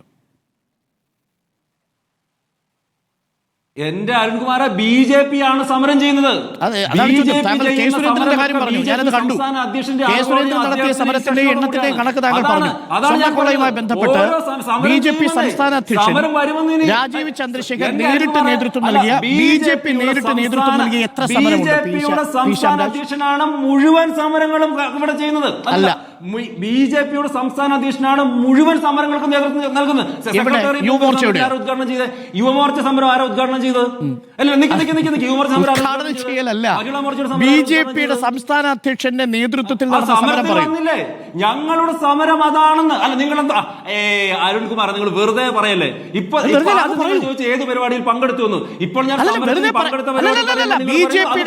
BJP സംസ്ഥാന അധ്യക്ഷൻ രാജീവ് ചന്ദ്രശേഖരന്റെ നേതൃത്വത്തിൽ BJP നടത്തിയ സമരങ്ങളുടെ എണ്ണം എന്താണ്? BJP നടത്തിയ സമരം BJP അദ്ദേഹം വന്നതിന് ശേഷമാണ് മുഴുവൻ 14 ജില്ലാ കേന്ദ്രങ്ങളിലേക്കുള്ള സമരം രാജീവ് ചന്ദ്രശേഖരന്റെ നേതൃത്വത്തിൽ നടത്തിയതാണ്. മഹിളാ മോർച്ചയുടെ യുവമോർച്ചയുടെ നേതൃത്വത്തിലുള്ള സമരം സെക്രട്ടേറിയറ്റിന് മുമ്പിൽ രാജീവ് ചന്ദ്രശേഖരന്റെ നേതൃത്വത്തിൽ നടത്തിയാണ്. ഇനി വരാൻ പോകുന്ന 2 ദിവസത്തെ BJP-യുടെ സമരം രാജീവ് ചന്ദ്രശേഖരൻ കേരളത്തിൽ മഹിളാ മോർച്ചയും നടത്തിയ സമരങ്ങൾക്ക് BJP സംസ്ഥാന അധ്യക്ഷൻ ഉദ്ഘാടനം നിർവഹിച്ചു. മഹിളാ മോർച്ചയും പിന്നെ ആരാണ്? എന്റെ അരുൺകുമാറെ, അല്ല, എന്റെ ചോദ്യം അതായിരുന്നു. യുവമോർച്ച മഹിളാ മോർച്ചയും പിന്നെ ആരാണ്? അല്ല, നിങ്ങൾ എന്തിനാണ് BJPക്ക് എന്താണ് നേരിട്ട് ഈ സമരത്തിൽ ഇറങ്ങാൻ ബുദ്ധിമുട്ട്? കേരളത്തിലെ 14 ജില്ലാ കേന്ദ്രങ്ങളിൽ ഞങ്ങൾ BJP സമരം നടത്തിയെന്ന്. കേരളത്തിലെ 14 ജില്ലാ കേന്ദ്രങ്ങളിലേക്കും BJP ആണ് സമരം നടത്തിയത്. ഈ മാസം വരാൻ പോകുന്ന 24-25 സെക്രട്ടേറിയറ്റിന് മുമ്പിൽ 2 ദിവസത്തെ സമരം ചെയ്യാൻ വേണ്ടിട്ട് പോകുന്ന BJP ആണെന്ന്. അത് നിങ്ങൾ കണ്ടില്ലെന്ന് എങ്ങനെയാ പറയാ? ഈ ചോദ്യത്തിന്റെ കാരണം എന്താണെന്ന് ശ്യാംരാജിന് അറിയാമല്ലോ. സ്വർണ്ണക്കൊള്ള അടക്കമുള്ള വിഷയങ്ങൾ UDF ഹൈജാക്ക് ചെയ്തു എന്ന റിപ്പോർട്ട് ഉണ്ടായിരുന്നു. ഒരു കാര്യം കൂടി അങ്ങ് പറഞ്ഞല്ലോ. എനിക്കറിയാം, അതൊന്നുമല്ല എന്റെ അരുൺകുമാറെ. ഒരു കാര്യം പറയാം. നിങ്ങളുടെ പ്രശ്നം എന്ന് പറയുന്നത് ഞങ്ങളുടെ പ്രസിഡന്റ് ആരാണെങ്കിലും, ഞങ്ങളുടെ പ്രസിഡന്റ് ശ്രീ ശ്രീധരൻപിള്ള ചേട്ടനാണെങ്കിലും, കുമ്മനം രാജേട്ടനാണെങ്കിലും, ശ്രീ കെ സുരേന്ദ്രനാണെങ്കിലും, ഇപ്പൊ വന്ന രാജീവ് ചന്ദ്രശേഖർജി ആണെങ്കിലും, നിങ്ങൾ ഇത് പറഞ്ഞുകൊണ്ടേയിരിക്കും. എന്റെ ചോദ്യത്തിന് അങ്ങേക്ക് ഉത്തരവില്ല. അങ്ങനെ പറഞ്ഞു അത് യുവമോർച്ചയുടെ മഹിളാമോർച്ചയുടെ സമരമാണ്. എന്റെ ചോദ്യം BJP നേരിട്ട് നടത്തിയ സമരത്തെ കുറിച്ചായിരുന്നു. അതായത് രാജീവ് ചന്ദ്രശേഖർ നേരിട്ടിറങ്ങി സമരം നടത്തിയതിനെ കുറിച്ചാണ് എന്റെ ചോദ്യം. കെ സുരേന്ദ്രന്റെ കാര്യം അങ്ങ് പറഞ്ഞു. ഒരു കാര്യം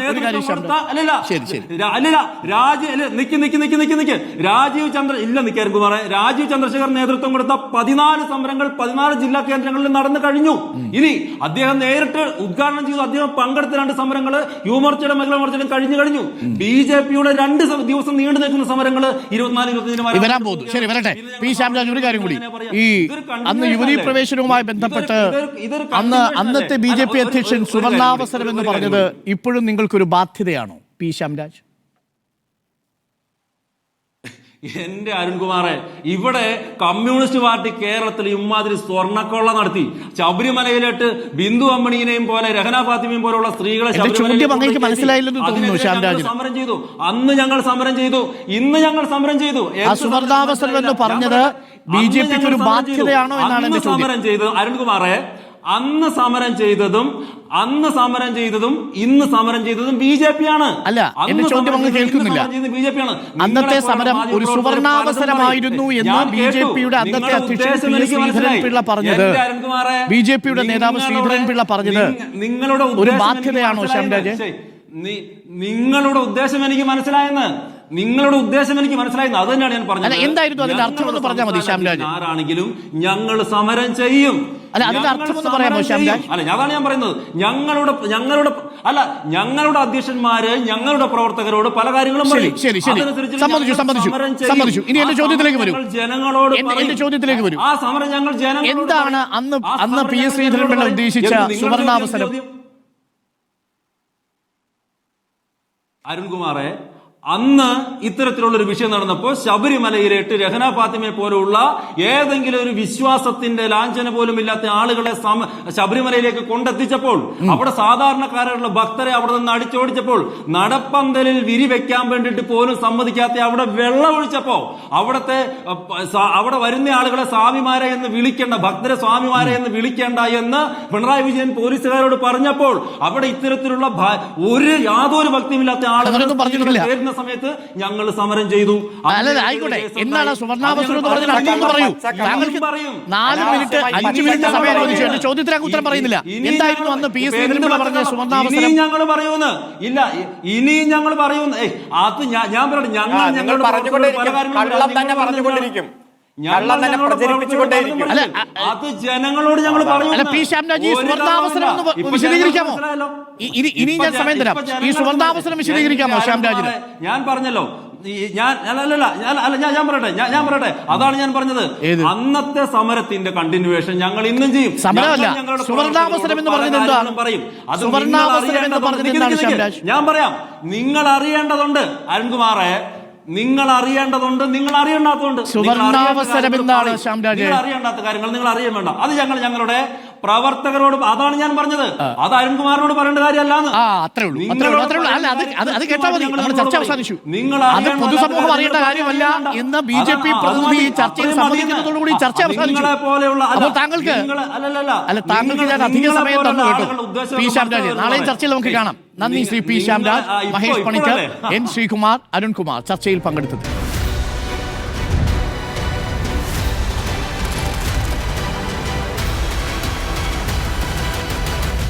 Debate with Dr. Arun Kumar.